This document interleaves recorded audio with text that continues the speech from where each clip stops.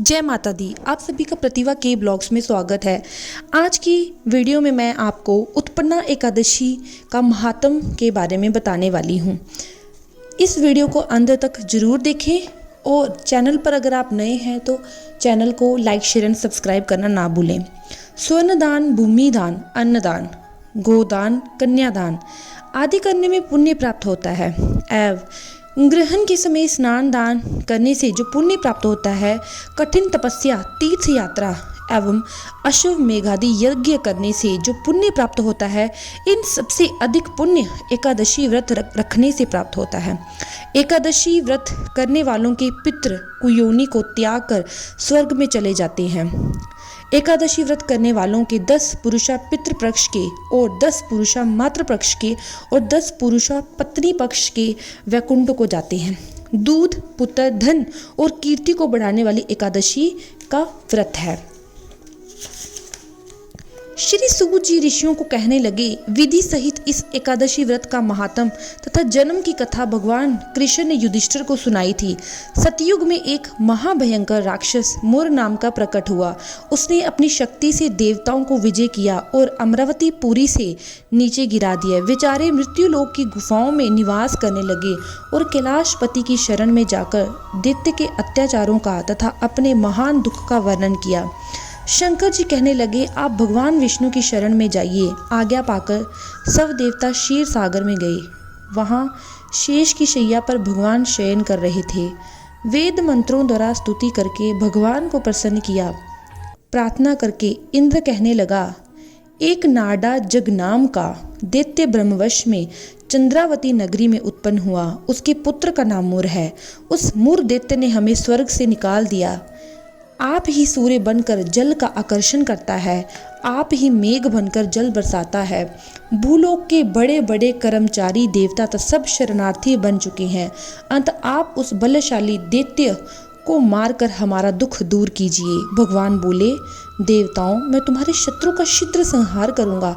आप निश्चित होकर चंद्रावती नगरी पर चढ़ाई करो। मैं तुम्हारी सहायता करने को पीछे से आऊँगा। आज्ञा मानकर देवता लोग वहां आए, जहां युद्ध भूमि में मुर दैत्य गरज रहा था।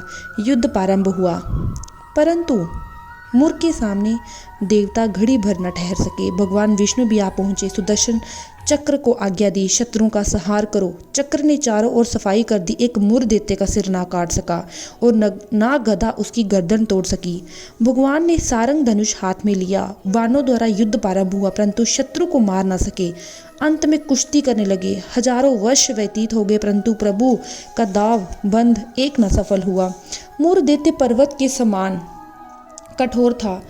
प्रभु का शरीर कमल के समान कोमल था। थक गए मन में विश्राम की इच्छा उत्पन्न हुई। शत्रु को पीठ दिखाकर भाग चले। आपकी विश्राम भूमि बद्री का आश्रम थी। वहाँ एक गुफा 12 योजन की थी। हेमवती उसका नाम था। उसमें घुसकर सो गए। मुर दैत्य भी पीछे पीछे चला आया। सोते हुए शत्रु को मारने के लिए तैयार हो गया। उस समय एक सुंदर कन्या प्रभु के शरीर से उत्पन्न हुई, जिसके हाथ में दिव्य अस्त्र थे। उसने मुर के अस्त्र शस्त्रों को टुकड़े टुकड़े कर दिया, रथ भी तोड़ दिया। फिर भी उस शूरवीर ने पीठ ना दिखाई। कुश्ती करने को कन्या के समीप आया। कन्या ने धक्का मारकर गिरा दिया और कहा, यह मल्ल युद्ध का फल है। जब उठा तो उसका सिर काट कर कहा, यह हठ योग का फल है। मुर की सेना पाताल को भाग गई। भगवान निद्रा से जागे तो कन्या बोली, यह दैत्य आपको मारने की इच्छा करके आया था। मैंने आपके शरीर से उत्पन्न होकर इसका वध किया। भगवान बोले, तुमने सब देवताओं की रक्षा की है। मैं तुम पर प्रसन्न हूँ, वरदान देने को तैयार हूँ।